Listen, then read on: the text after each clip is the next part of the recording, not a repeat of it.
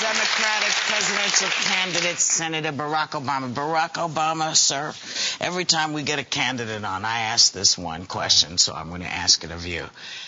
What are the first three things you will do if you are elected president? First three things.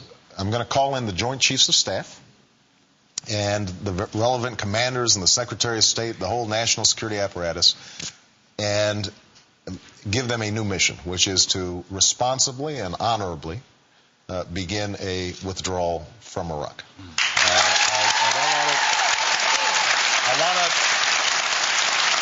I want us to be as careful getting out as we were careless getting in. I want to make sure our troops are protected.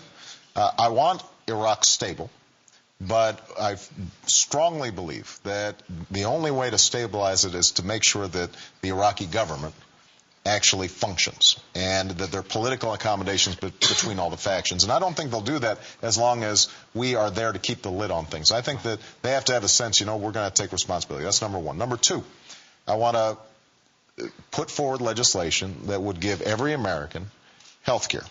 Now, we are going to do it.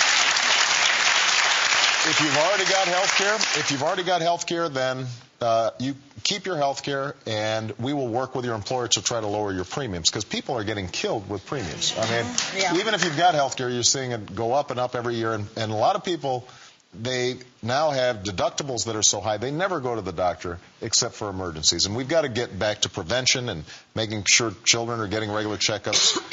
If you don't have health care, we'll set up a plan similar to the one I have as a member of Congress.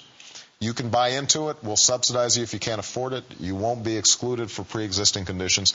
The point is, everybody should have the kind of health care that over the long term will save us costs, because if you're getting regular checkups, you're staying healthier, we're reducing obesity and heart disease and those kinds of things, then the bill will be lower over the long term. So that's the second thing.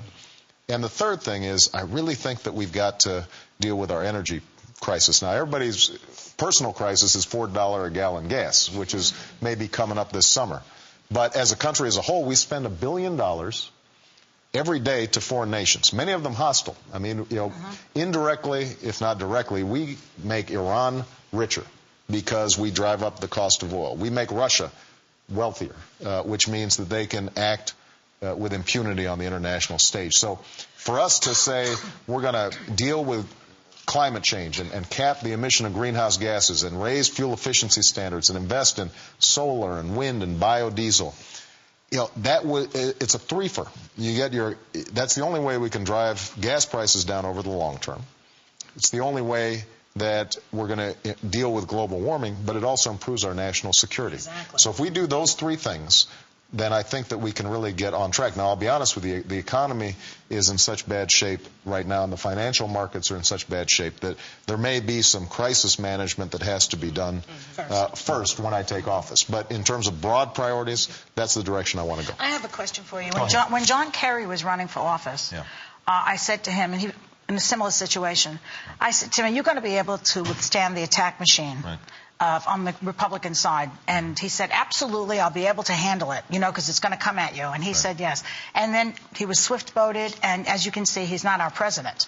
I noticed. I ask you that. I ask you the same question. I want to know, how tough are you? You know, I'm a pretty tough. I'm skinny, but I'm tough.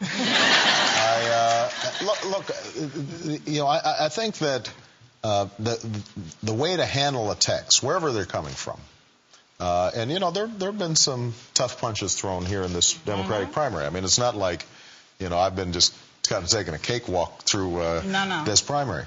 The way I like to handle attacks is to answer honestly, swiftly, forcefully, and truthfully. I think the truth is a powerful weapon. And when you say what you really believe, and you don't exaggerate, and you don't try to respond to attacks by doing the same thing to other folks that they're doing to you, it can actually be disarming. You know, take the high road. Take the high road. And a lot of times, one of the ways that I've been able to forge a lot of good relationships with Republicans, some of the most conservative in the Senate, is actually, I listen to them. But you know what? And sometimes they're actually right. Kerry tried to take the high road. No, but you know what happened? You remember on the Swift boat thing, for about 2 weeks. He didn't answer quickly enough. He didn't answer quickly enough. So And you've just got to be out take there. the high road fast. Can I ask you a quick question that I've asked other candidates? Yes, go ahead. Will your wife sit in your cabinet meetings? No. She doesn't want to because, Michelle is as talented a person as I know, and everybody knows now that she's a better speaker than I am. No, you're good too. But she's very clear about her priorities, and her biggest priorities are 2 children. And she wants to, first of all, be a good parent. I think she's going to find projects, if she has the opportunity to be First Lady, that will contribute to making sure that children are healthy and happy and thriving. But she doesn't have a burning desire to be sort of a policymaker on a day-to-day basis. That's not sort of her character and what her passion, where her passions lie. You know what I have a burning desire to do right now? What's that? Take a break. Tell P. Yeah, we got to take a break. We got to take a break. We'll be right back.